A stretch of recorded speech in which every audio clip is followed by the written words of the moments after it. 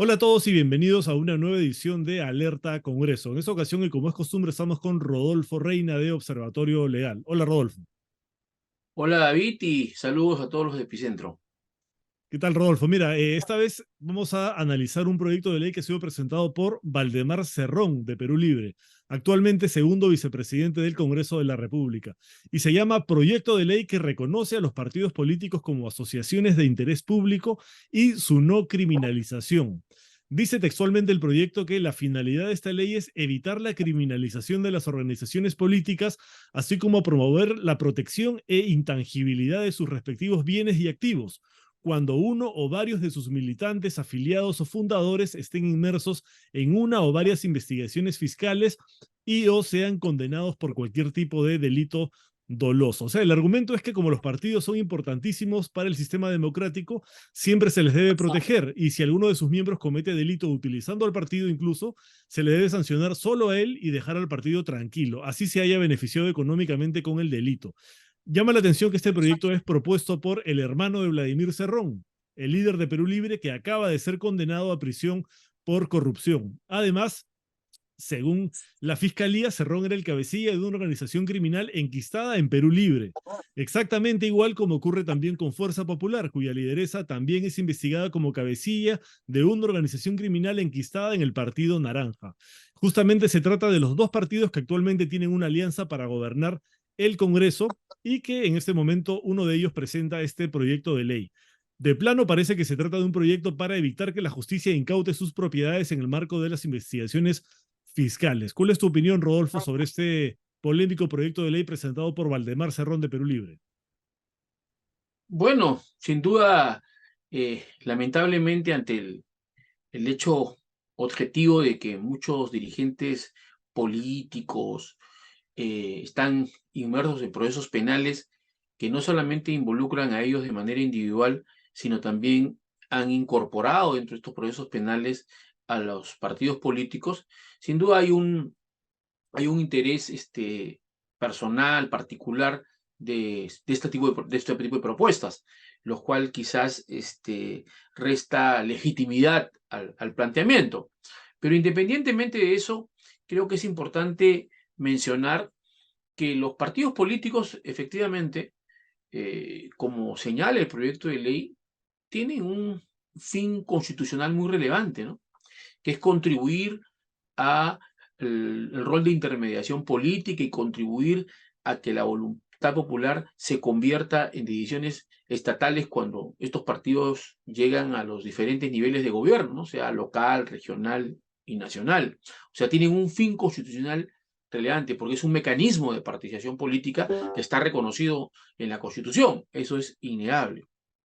En segundo lugar, sin duda, nuestra ley de partidos políticos o de organizaciones políticas, como hoy se llama, le da la naturaleza jurídica de una persona jurídica de derecho privado. Sin embargo, el hecho de ser personas jurídicas de derecho privado no son una persona una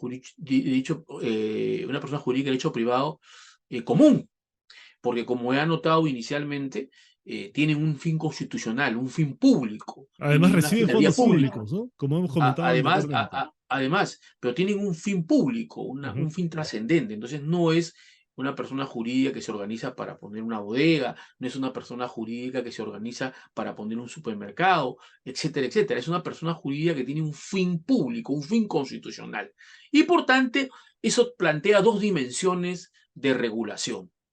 Por un lado, como dice la Constitución y la ley de organizaciones políticas, la ley regula el funcionamiento, la organización de los partidos políticos, regula su financiamiento, ¿no es cierto? Y el acceso a los medios de comunicación estatal. O sea, digamos, tienen una regulación especial. Y esa regulación especial tiene que ver con el funcionamiento interno también de los partidos. ¿Por qué? Porque en la medida que ellos son los actores políticos por excelencia en el funcionamiento del sistema democrático, sin duda justifica que la ley garantice el funcionamiento democrático de estas organizaciones políticas, que garantice el financiamiento transparente de estas organizaciones políticas. ¿Por qué? Porque tienen, como acabo de decir, una finalidad pública, una finalidad constitucional. Eso por un lado, o sea, digamos, justifica una intervención o una regulación especial a esta persona jurídica de derecho privado, por la finalidad constitucional que ella tiene. Pero por otro lado también, en la medida que tienen una función constitucional relevante, que es participar como un mecanismo de un instrumento fundamental de participación política, también hay que tener mucho cuidado y de repente también en algo es legítima esta preocupación de algunos actores políticos en el Parlamento, porque no estamos hablando de cualquier persona jurídica, estamos hablando de una persona jurídica que tiene un fin constitucional y que también debe protegerse al máximo su participación como actor político. Y hay que diferenciar claramente las conductas delictivas que de manera individual puedan tener sus dirigentes, militantes, con el funcionamiento del partido político, porque no vaya a ser que con el pretexto de una actuación ilícita de algún militante, dirigente de su partido político, veamos un mecanismo fácil de poder sancionar a la organización política y excluirla de la vida política del país. Hemos visto, por ejemplo, que dentro de este contexto de los procesos penales seguidos a altos dirigentes de partidos políticos, han habido pedidos del Ministerio Público para que se suspenda el funcionamiento de los partidos y el Poder Judicial lo ha desestimado, ¿no es cierto? Por un lado eso. Entonces yo creo que hay que tener un doble cuidado. Por un lado, es necesaria y se justifica la regulación del Estado en el funcionamiento interno de los partidos políticos por el hecho de esta finalidad relevante que tiene, que es contribuir a la voluntad popular, al debate político, a las decisiones estatales, etcétera, etcétera. Pero por otro lado hay que también tener mucho cuidado que no se exacerbe esa facultad sancionadora que puede tener el Estado ante la inconducta que puedan tener individualmente algunos dirigentes o militantes del partido, porque puede traer también afectar el derecho de participación política que tienen los miembros de ese partido. O sea, hay que tener una visión equilibrada. Ujú. En segundo lugar, hay que también tener en cuenta lo siguiente. En líneas generales, hay una tendencia y hay una abundante legislación que ha ido desarrollándose en el país, en el Código Penal, en leyes especiales, donde hay una tendencia a que también tengan algún tipo de responsabilidad de carácter penal las personas jurídicas. Obviamente no van a ser sancionadas con penas Claro. privativas de libertad como personas naturales, pero tienen que tener algún tipo de consecuencia si las personas jurídicas son utilizadas como instrumento, como medio para Ujú. cometer delitos. Y eso Por- ya está previsto en diferentes leyes que ujú. existen en el país, ¿no es cierto? E Sí, por inclusive, ejemplo, sí, por ejemplo, Rodolfo, yo te planteo un caso, ¿no?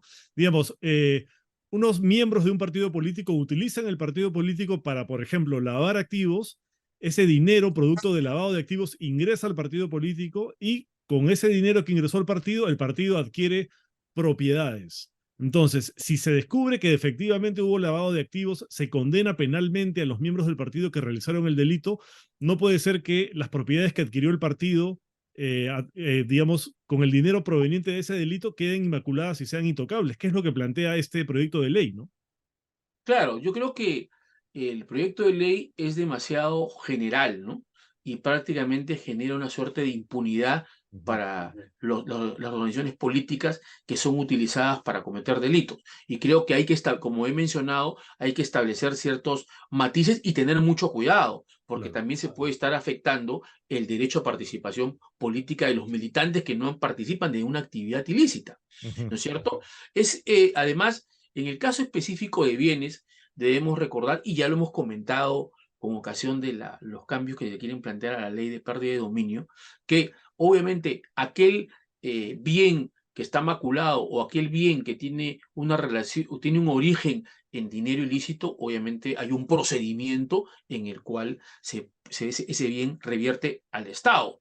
Aquí lo que estamos viendo es que, digamos, a las organizaciones políticas dentro del marco o legal aplicable a toda persona jurídica de derecho privado, ¿Qué traería como consecuencia si es utilizada como un medio, un instrumento de perpetrar delitos, ¿no es cierto? O que se beneficie, como dices tú, esa ganancia ilícita.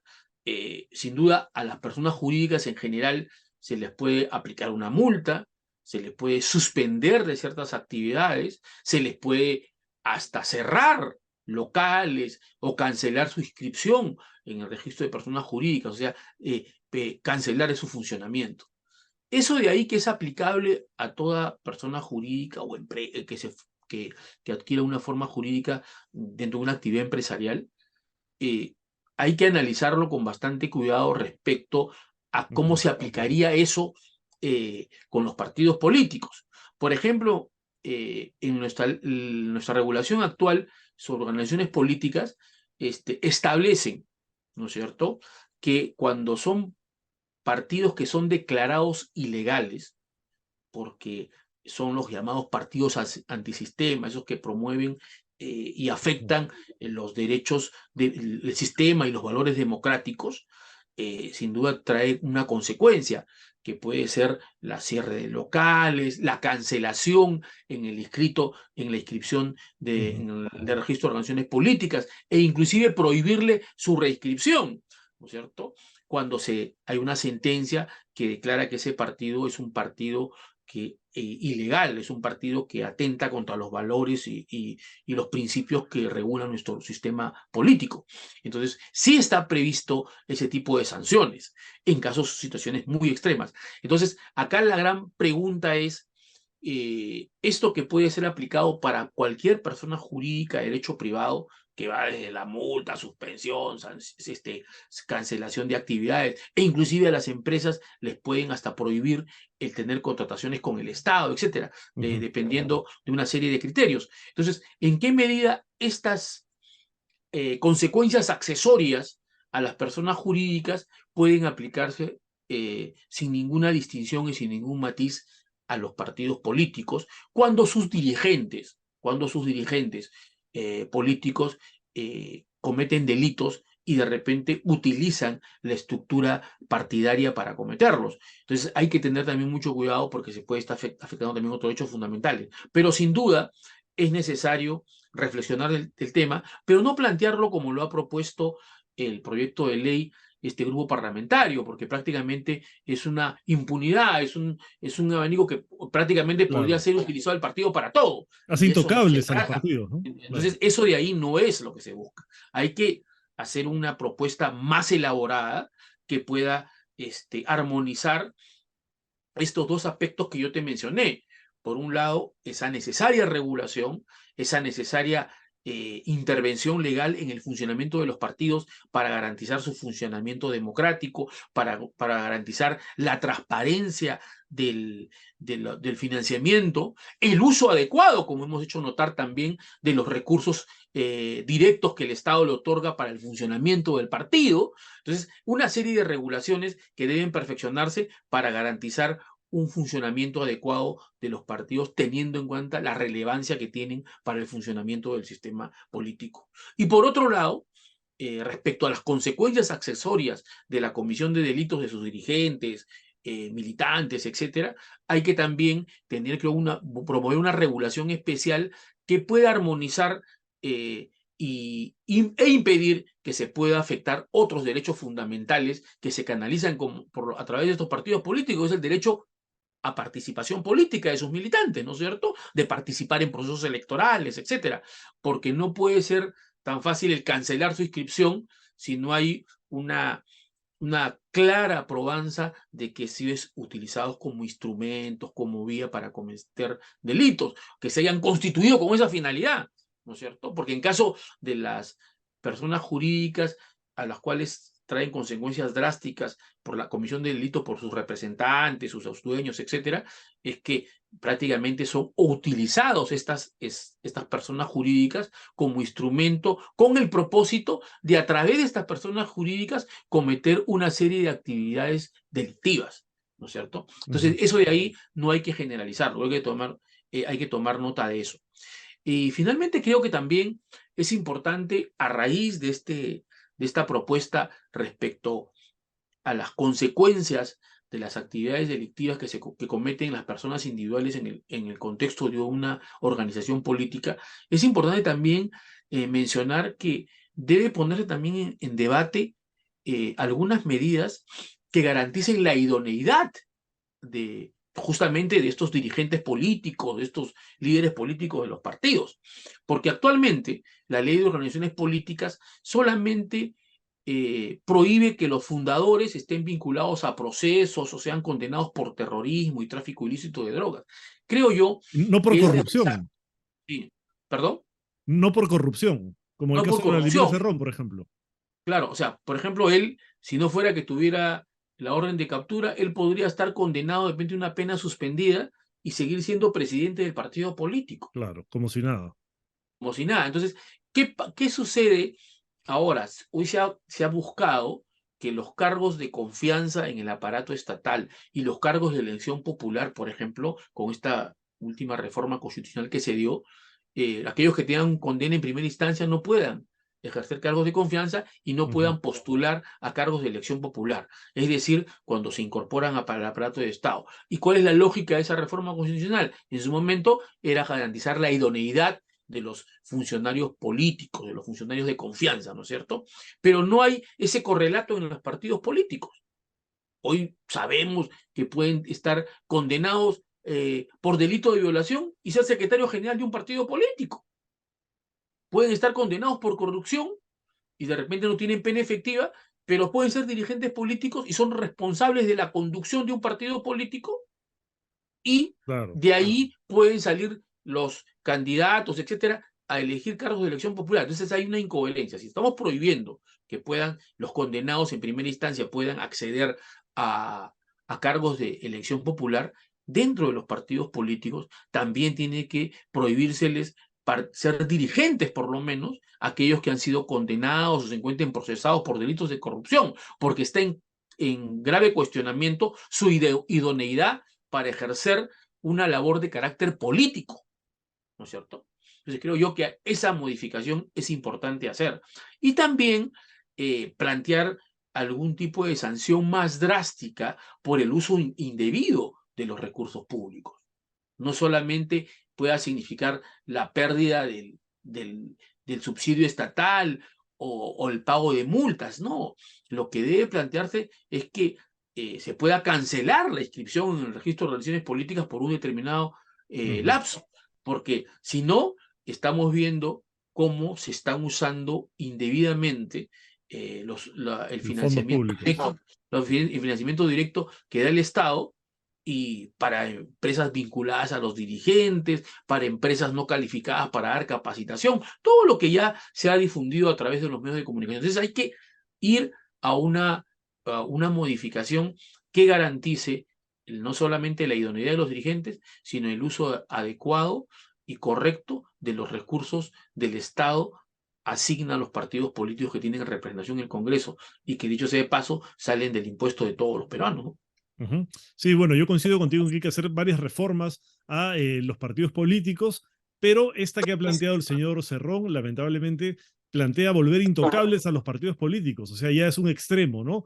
Porque finalmente cuando se utilizan los partidos como instrumentos para cometer delitos, no van a tener ninguna consecuencia, solamente las personas y no los partidos, a pesar de que, por ejemplo, puedan haberse beneficiado con dinero proveniente de alguna actividad ilícita que hayan cometido sus militantes o fundadores. Y que lo proponga el hermano del señor Vladimir Cerrón, que está condenado y en este momento prófugo por corrupción, llama demasiado la atención y que además esté también Fuerza Popular en un caso parecido con la señora Keiko Fujimori, que es acusada de liderar una organización criminal enquistada en Fuerza Popular. Entonces, que estos dos partidos, me imagino, van a tratar de aprobar este proyecto de ley porque los beneficia, ¿no? Y justamente el objetivo de Alerta Congreso es poner esto en el debate, que la ciudadanía sepa de qué se trata, para que también expresen sus opiniones y comentarios durante el debate de este proyecto de ley en el Congreso. Muchas gracias, Rodolfo, por tu participación en la edición de hoy. Gracias, David, y bueno, esperemos que se vea con bastante reflexión este proyecto de ley por las implicancias que puede tener, así como está planteado, ¿no? Ujú. Muchas gracias también a todos los que nos han seguido en el programa de hoy y nos vemos la próxima semana en una nueva edición de Alerta Congreso. Chao.